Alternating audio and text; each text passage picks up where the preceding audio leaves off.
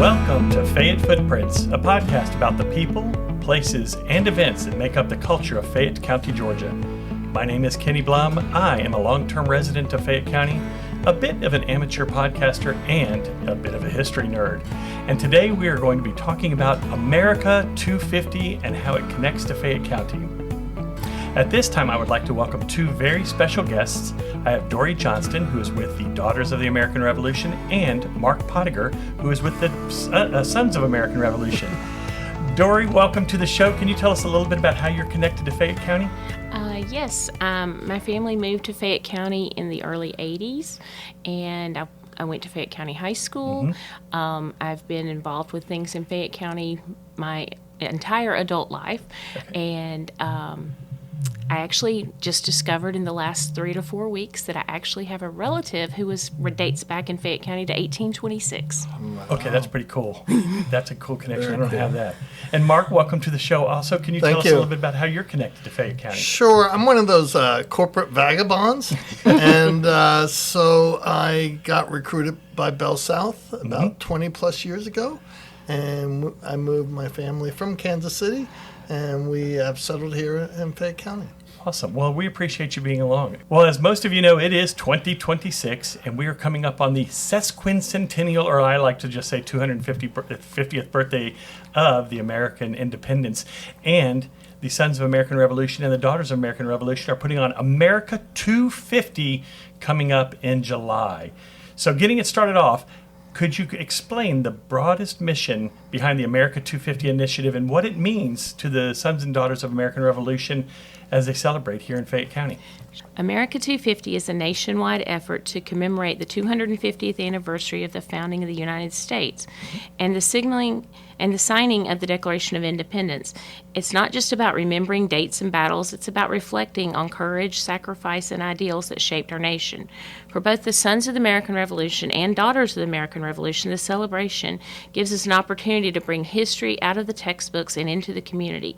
In Fayette County, we want families to experience history in a personal and meaningful way, while also honoring the patriots and ancestors whose sacrifices created the freedoms that we enjoy today. Awesome. The thing I would like to add is, and Dori gave a great description, is that the DAR and the SAR for the last 2 years within Fayette County have been working together in planning and advocating America 250. So we are faced with the challenge of going to 5 events during the weekend of July 3rd and July 4th. It should be a spectacular weekend. Wow, Definitely. I'm sure it is. On that note, your event is taking place on July 3rd from 6 to 8 p.m., and you guys picked the historic Fayette County Courthouse as a place to celebrate. Why did you pick the courthouse? It's a central location. It's a historic place. Yes. It's easy accessible to the public. I would say that we picked the courthouse because since the courthouse was built in 1825, it's been a central location for people to celebrate and to share information and ideas run free. You can come there and say whether you have a good comment or a bad comment. It's your right as an American citizen. It's a safe place to come and share your ideas. Awesome. And I think last weekend there was some sort of protest as an illustration of that, Dori.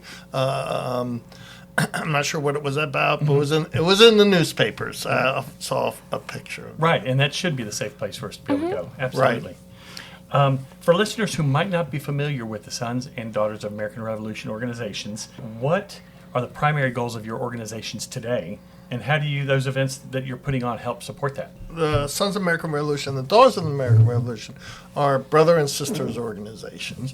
We are promoting patriotism. We're promoting education of our country. We're honoring those who had served in the past and gave their life and were wounded in battle for our country. Both of our goals and our motto of our organizations is to preserve historical records, support students and veterans, promote genealogy research, and encourage the understanding of Americans' founding principles. Thank you. One of the most exciting events of that evening is going to be the Revolutionary War camp reenactment. And I know this one comes to you, Mark. Right.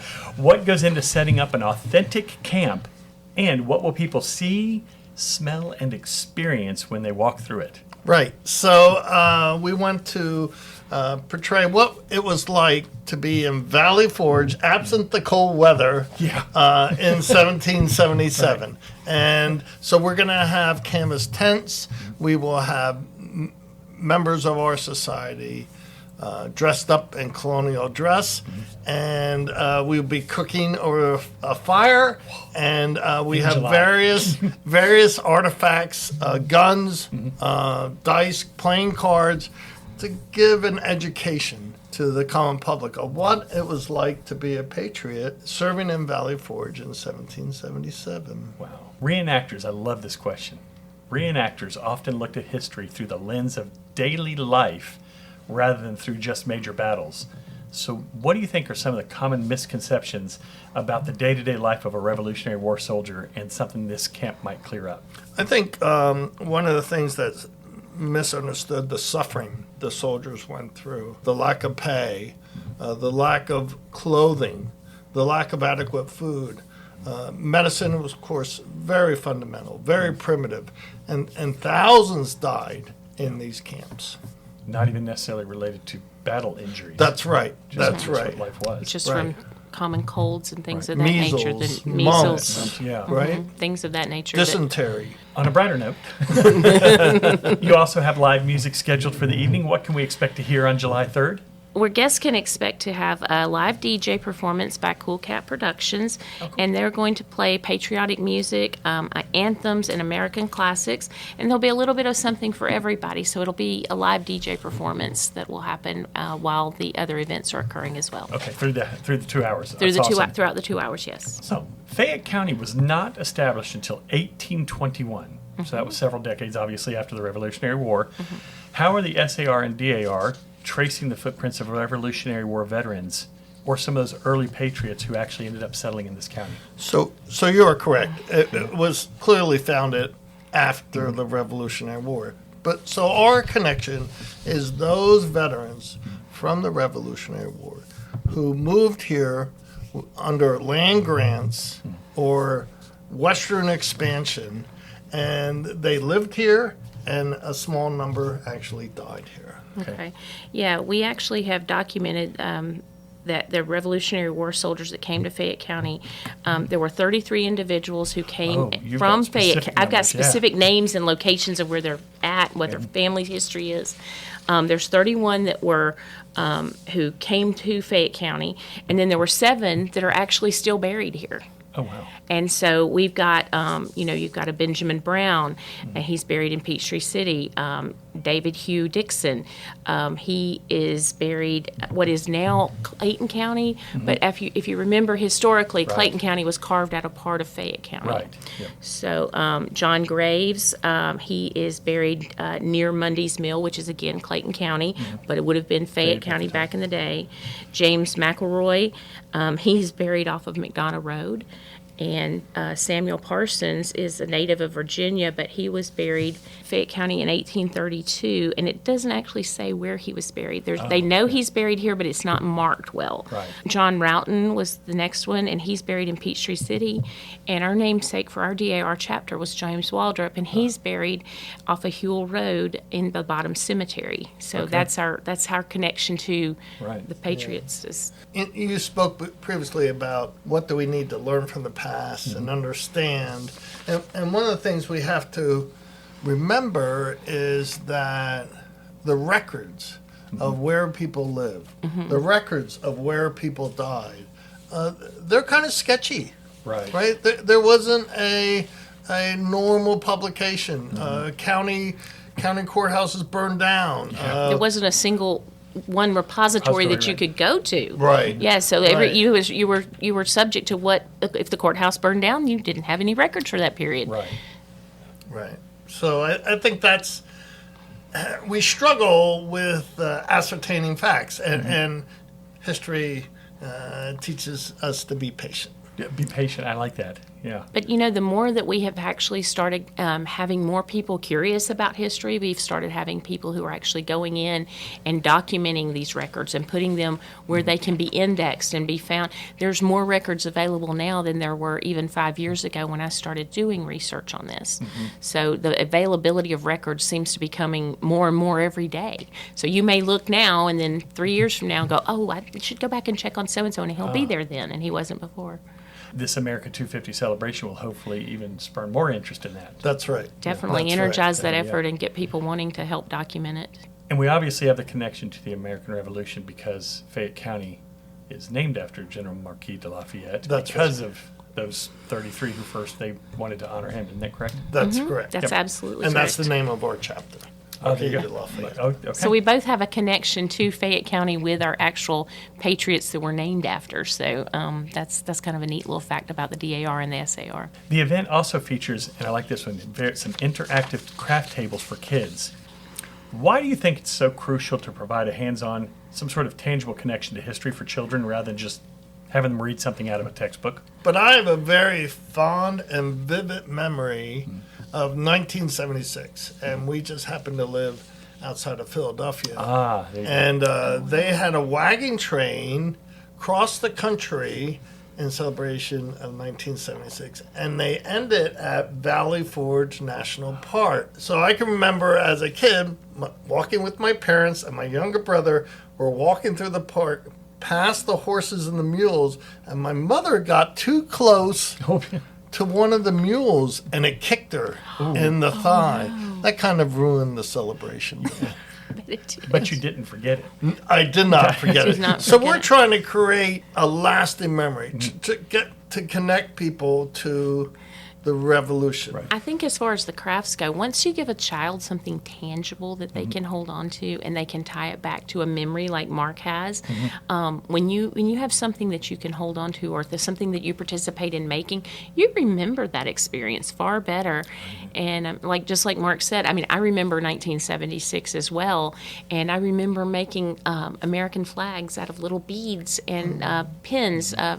Safety pins. Yes. We made a little American flags when I was in the fourth grade. No, was it first grade? I was in the first grade.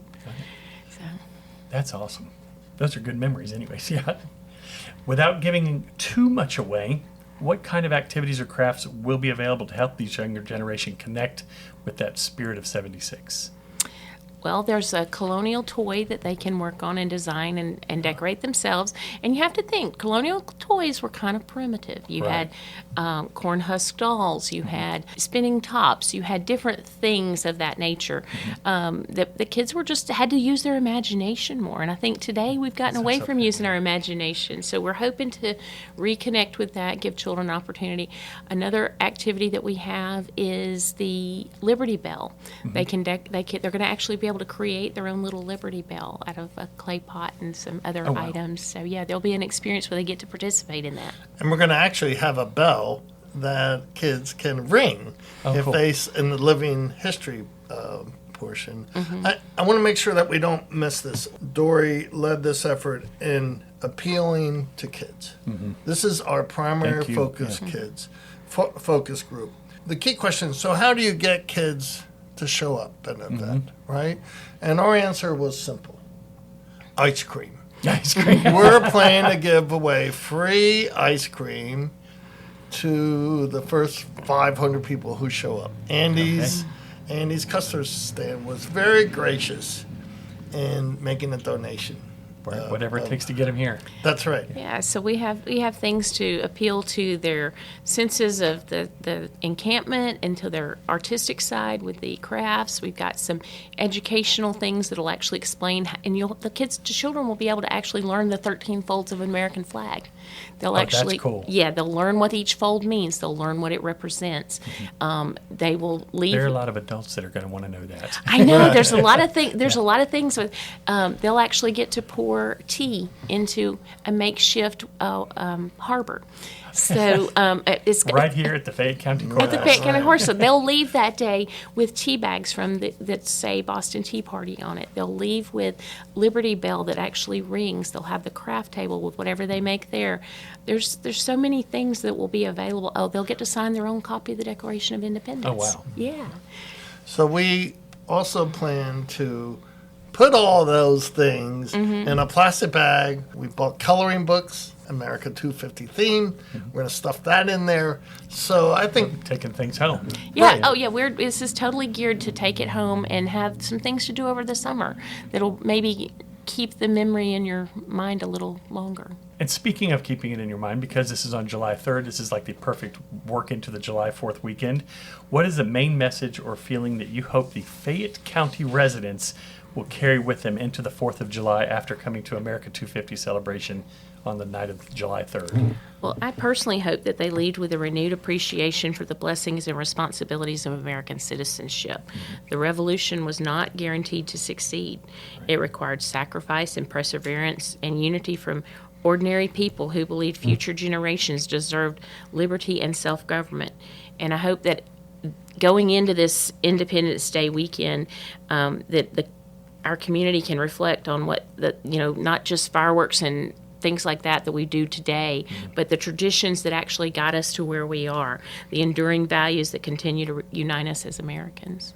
I would add to that, I'd like to see people have a greater appreciation of the founders of our country, the brilliance of those documents, how we're blessed to have people like Thomas Jefferson and Ben Franklin. Once again, the sacrifices of our revolutionary I would like to soldiers. bring those people to life for a child, to spark a real interest in who was Benjamin Franklin. I remember learning that as just dates that didn't really come off of a page, and now to have it come to life and say, "Oh, I participated in the 250th anniversary," have something that they remember it from. Well, one of the things we will have there is people dressed up as these famous figures walking the square. So we're actually going to have some reenactors who will each do about a 3 to 5 minute part. We've got a Nancy Hart, and for anybody that didn't know, Nancy Hart is the only Hart County is the only county named after a female in Georgia. Oh, wow. Yeah. And so Nancy Hart will be with us that day.